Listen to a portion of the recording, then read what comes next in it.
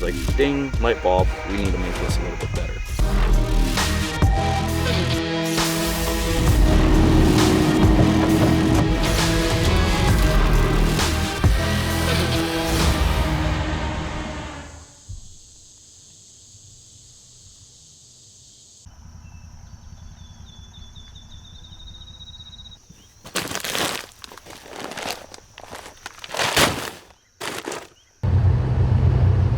Good morning, YouTube world. We got another exciting day of whitetail projects. Yesterday, and I guess last episode, we put together kind of a start to finish food plot that's actually just 400 yards, 500 yards right over here. And where we're at right now is another ditch that Powerline 10, the deer that we're trying to build a couple little kill spots that are just absolutely dynamite. Historical spots that he's been at. We got a vine scrape camera right down here. He was here a bunch last year. And then of course where we just were, that we still don't really have a name for, but where we just were 500 yards that way, he was there a lot. So we have a very similar wind here. Paul actually came in here. He already mowed, killed, and put in some wintergreens, or it might have been brassicas.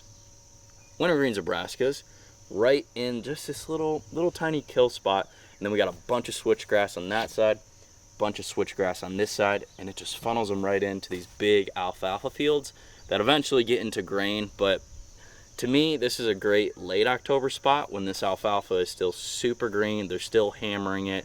And last year, actually, when we were doing the pawn shop bow build, we were sitting just right over here, probably 500 yards, and we could see Powerline 10. He skirted right here, and he went up, and he was just feeding up in this alfalfa. So I was like, ding, light bulb, we need to make this a little bit better. So what we also did, I guess, let's go walk over here and I'll show this. Yeah, let's walk. So alfalfa, to maintain big alfalfa like this, we have to hay it. So our buddy Joe came, he hays it. I think we'll get 2 cuts out of this. What we did with the hay bales is we stacked them up in this giant line, which is probably only halfway done. But last year, I think we even have the footage. We can probably roll the footage right now. This switchgrass field had a million different trails coming out of it, and it's going to be at the downwind side of this ditch. So I was like, you know what? Let's clog it up. We have these hay bales, you know, hunting out west and everything. You can hunt on either side of hay bales and be super productive because they can't jump it. They got to go around them. So we stacked up these hay bales all along the switchgrass. It's not really affecting the deer too much. It's just redirecting them. So it's going to redirect them, bump them out here. It's going to be more enticing for them to come out in the brassicas. Little micro adjustments for deer is huge, especially when you have an asset like a bunch of hay bales. You know, talk with the farmer, rearrange them, kind of make it better. So what we got to do is we got to knock down this box spline. We're going to hang a stand and just get this spot a little dolled up for hopefully Powerline 10 to die.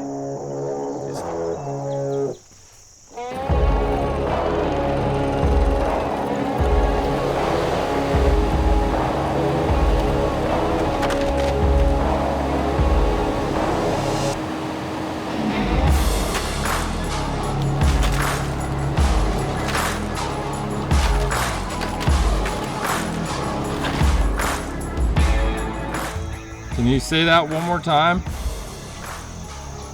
Just so everyone's aware, Chris said that Blake and I were really smart. He was gonna chainsaw this. You like it? Yeah, I think so.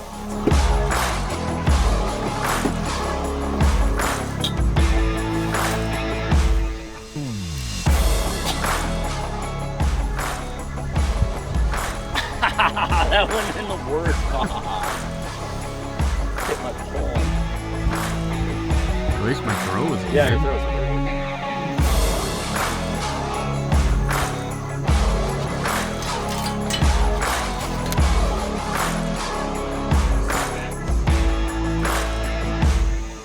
Should be good. We always want, if we can, to get tree stands in all of your main shooting windows sitting down.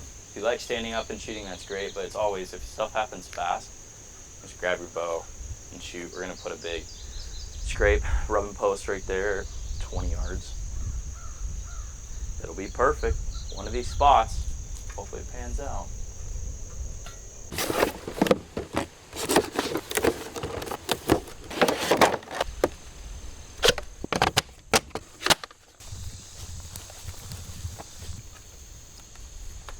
got this camera up. We kind of want to see our wintergreens kind of pop up and maybe be able to do a little time lapse. But what we'll do, we got a couple bags of feed. Sometimes it's really great. Some of these spots, you know, we have some feeding spots in the summertime, but these random spots, like dump 2 bags, just all the little deer, you know, the deer in the area, it's great for photos, you know, come and they'll eat a little bit. And it's not a spot we'll keep replenishing, but it's kind of good just to get some good photos, kind of bring the deer in, even get used to a spot. Like we came in here and brushed it out, so put a little feed, get them used to it, get them coming into it. So this camera probably won't stay here throughout the season. We'll probably shift it to one of these scrapes over here, but it'll be great to watch this plot come up, and we'll put some feed out.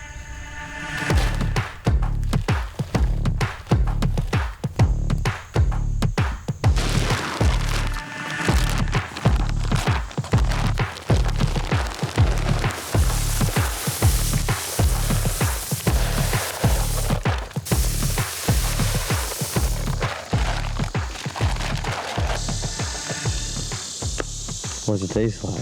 It tastes like peanuts after being roasted. Seriously, try one around. Try one of those soybean ones. I'll get a corn and a soybean.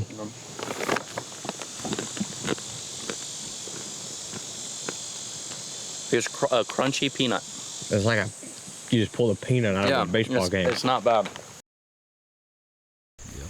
In last episode, we actually sat right over on the tail end of this bean field, and Austin's arguing with me. I want to revise this deer's name to the Drop Tine 9. Last year we referred to him as the Big 9, but now he's got that little tiny drop tine. Regardless, he lives right back up in here. Last year we had a trail camera here. He was on it several times. We saw him a lot on the back side of this ridge too, but obviously he frequents right here because we saw him right up in there. However, we have this really old ladder stand, and then we have a older tree stand. It's not really in a great spot. It's right where I shot the pawn shop doe. I think it's time for a little facelift.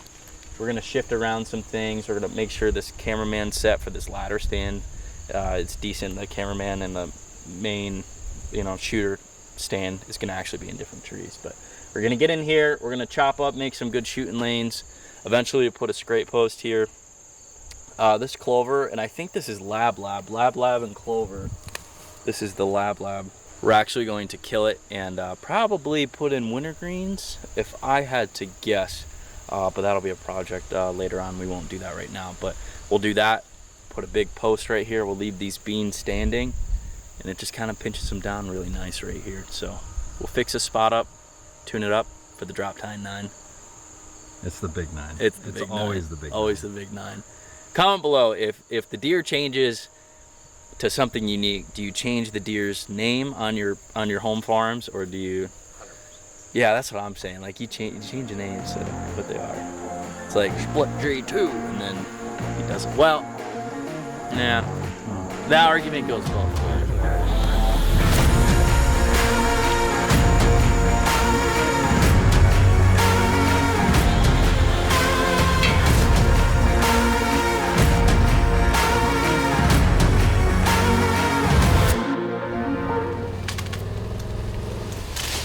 Branches clog a couple of these trails. Got nice big shooting lane now up into there. Okay, that's a start.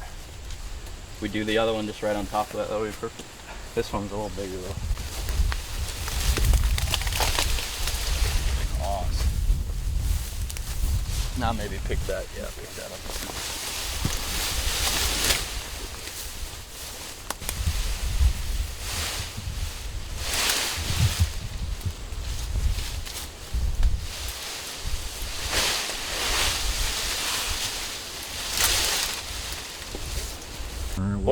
We'll just need 5 minutes of a little pole saw work, but overall, great improvement. Coming back in, tweaking. We've been busted out of the stand a couple times. Readjust, tweak, throw some branches, clog some trails, better wind. I guess we need to clear up that creek for access, and then pole saw for 5 minutes right here. Just make sure all these little. I cut this big one down right there. Replant this scrape post, Tacticam. Big 9's dead. Big 9, Drop Tine 9's dead. took a lunch break, but we have a super fun project. We got Paul out running the skid steer with the mulch around, and we're gonna have some fun. We call this the landing pad, and we have some awesome corn that's actually been fenced out, and the second deer season rolls around, we'll pull it off. But to kind of like the green to grain scenario, we got a food plot that's gonna go right in here, and an awesome oak tree with actually an old tree stand that's grown into the tree, so we're gonna fix that up. But a fun project. Also an earth-blind giant water hole we're gonna put in here. So literally we'll have everything you could throw at the book: grain, green, water, and we'll put a rubbing post here. Literally nothing left you could give the deer. An awesome little pinch point. So I'm excited to see this come to life, but it's gonna be a little project to get it good.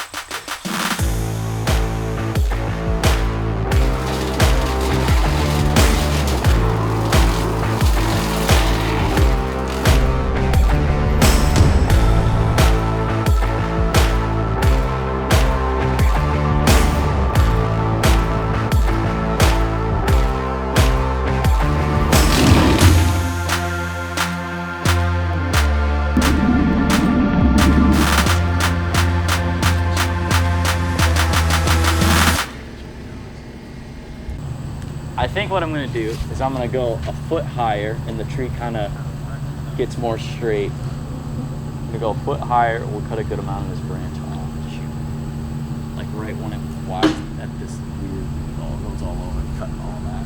This side, that's it. So you'll turn this thing on? Yep, just a little bit like that, and bump it up a foot. Alright. Okay. Good talk. You can dig that water hole whenever.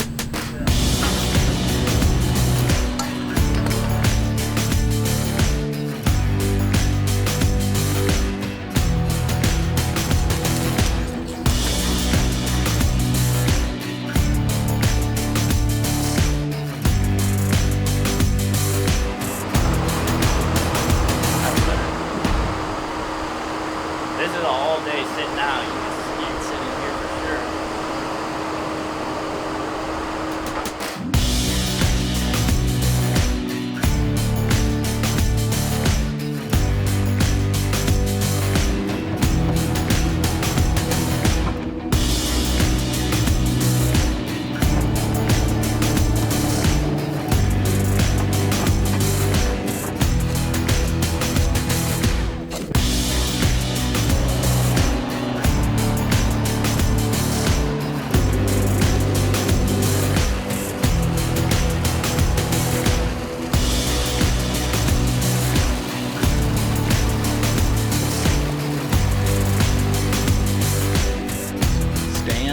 Water hole prepped to come in here with the drill.